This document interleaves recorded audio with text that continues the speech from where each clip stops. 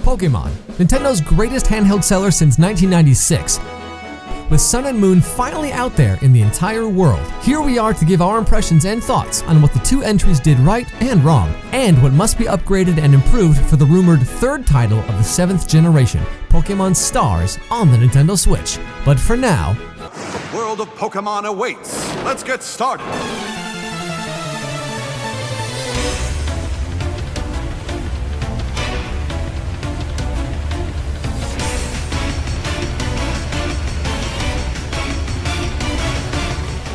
Back in September with the Wall Street Journal, the CEO of the company, Tsunekazu Ishihara, stated that the NX is trying to change the concept of what it means to be a home device or a handheld device. We will make games for the NX.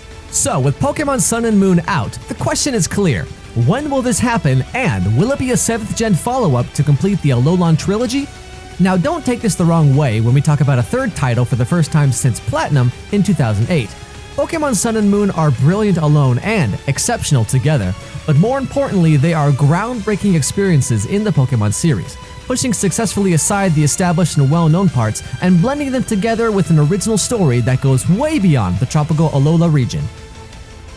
All of this is nicely ribboned to cater towards Generation 1 Pokémon fans, with new forms of some of their favourites as to newcomers, as the game might mark a departure from what has been considered a limited handheld formula to something much greater. Indeed, these changes do make sense, as Sun and Moon are likely to be the last Pokémon games in a while to land on a dedicated handheld system, since with Eurogamer's reports on the third mainline generation entry since Platinum, it appears that Pokémon Stars is presumably hitting the Nintendo Switch in holiday 2017, and then it all becomes clear. Nintendo aims to give the upcoming system the kickstart it so desperately needs. But how will this game differ from the already masterfully crafted Sun and Moon? Well, we will answer it by going through the following categories to give you a solid, non-spoiler look and review at Sun and Moon, and what potentially the Switch Alolan third entry could inherit. To say it lightly, the story in Sun and Moon differs from past Pokémon games. And if you wondered, yes, there are bad guys and questionable organizations, but it's the way the plot unfolds and surprises at several points throughout the adventure that really gives a great payoff to both veterans and newcomers alike. It's hard to talk about the plot in this game without spoiling it, but it's definitely one of, if not the best, in the series, especially with the introduction of new Pokemon called UBs. It is a little sad though that the Pokemon Company spoiled this surprise several times during the marketing campaign. So what can be expanded upon in Pokémon Stars on the Nintendo Switch? Well, the name speaks for itself, as Sun and Moon slightly touches on out-of-the-world experiences and Pokémon. How about taking it all the way and live up to the rumored name Stars? Yes, expand on the UBs, the multiverse, space theme, and gameplay that we already got a taste of in the Delta episode of Pokémon Omega Ruby and Alpha Sapphire. More legendary Pokémon, new areas, and most importantly, stunning visuals, which brings us over to graphics and performance. Pokémon Sun and Moon look good for being a 3DS game, and though the game does not offer the handheld's staple 3D experience, and at times, specifically dual battles, take a toll on frame rate on the original 3DS and 3DS XL, the game is still impressive on a technical level as the colorful and varied region of Alola shines and outperforms the world environments and fixes the odd scale found in X and Y and ORAS. This is enough in our eyes for an 8 out of 10 on the 3DS, but would not be even close to a 6 out of 10 on the Switch. If Pokémon Stars turns out to be true, then it must be like what was the case between Smash Bros for 3DS and Smash Bros for Wii U, and incorporate an entirely different engine, offering similar migration options for your Pokémon from the 3DS to the Switch. The harsh reality is that the current engine for the 3DS doesn't hold water from a mile's distance on the Switch. In fact, this and frame rate concerns are our greatest doubt on whether or not the leak from Eurogamer is actually true or not.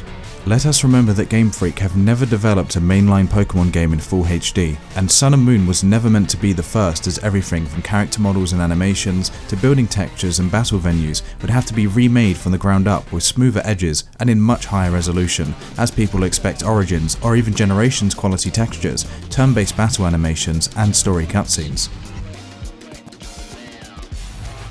The strongest asset of Sun and Moon is by no doubt its gameplay. Building upon the already extensive Mega Evolution universe, Sun and Moon offers a more living feel to the world and NPCs than past entries, introducing the powerful Z move for an extra powerful attack and a greater variety of Pokémon. The traditional gyms are gone and replaced with island trial and island challenges. In many ways, this generation feels like a first step prior to the big leap that will come on the Switch. So what could be expanded upon in terms of gameplay on the third 7th gen title on the Switch? Put it simply, more Pokémon that follow you behind and then extend the number of legendary in a similar vein to what Emerald and Platinum did in the past. The turn-based system is at this point so solid that there's really no point replacing it, but a more natural and seamless environment and gameplay would be preferable when transferring into Full HD. But with that being said, the smaller islands would function as perfect gameplay setting to make the worlds not feel empty or barren prior to the next generation, which will likely take advantage of the Switch hardware. One thing that is a concern, however, is the lack of dual screen functionality on the Switch, which might mean a return of the need to take a break from the battle to take advantage of items.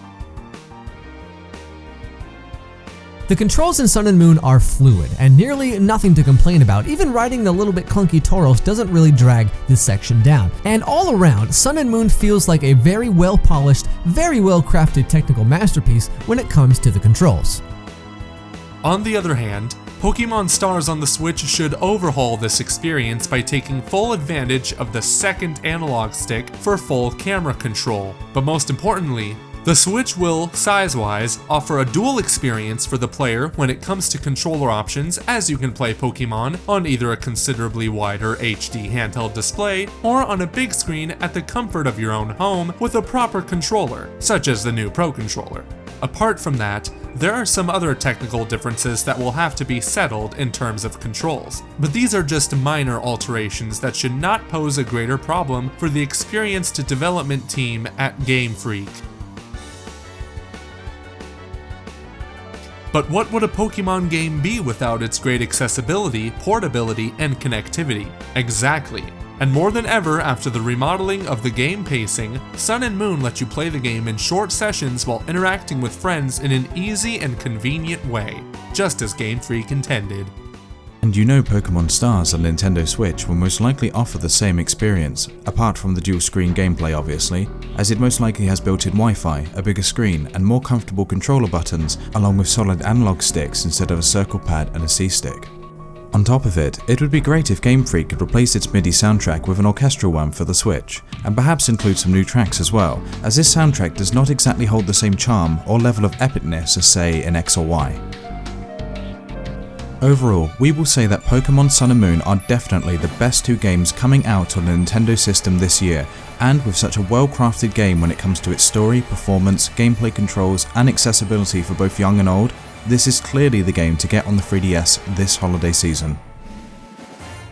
Seeing it as it is, Sun and Moon are in our eyes a solid 9.2 out of 10. It is natural now that Game Freak have completed the development of these two will set their limits even higher, since the expectations for a Switch Pokémon game on either the Alola Problem or the next generation will be close to out of this world, and with good reason, as the Switch, being an HD handheld, console hybrid, will be incomparably more powerful than the new 3DS and considerably more powerful than the Wii U. In other words, to deliver a game that will meet the demands of the modern consumer and become an instant system seller, we believe that Pokémon Stars should expand on the following: world size and exploration by removing barriers attached to hardware limitations, improve and include additional content in the form of new locations and Pokémon. If even possible, excel the gameplay and battle system even further, take advantage of the controller options, and most importantly, offer a visually pleasing experience to show what the future holds for the franchise and the Pokémon Company. A full HD Pokémon Stars game in 2017 could be just what the Switch needs to secure the strongest launch year of any Nintendo system ever. Also, we highly recommend that you check out our complete 32-minute long Pokémon timeline video with the voice overlord Jason Dameron and our good friend Lockstin/Noggin. It spans all 7 generations, and don't worry, there is a spoiler warning ahead for Sun and Moon at the 25th minute. Serena challenged Lysander and discovered the imprisoned and immortal AZ.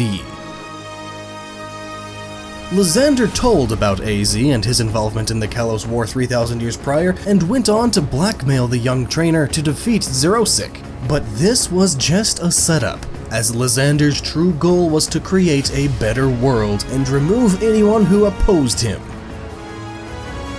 Infuriated, Serena caught the legendary Pokémon Xerneas and Yveltal.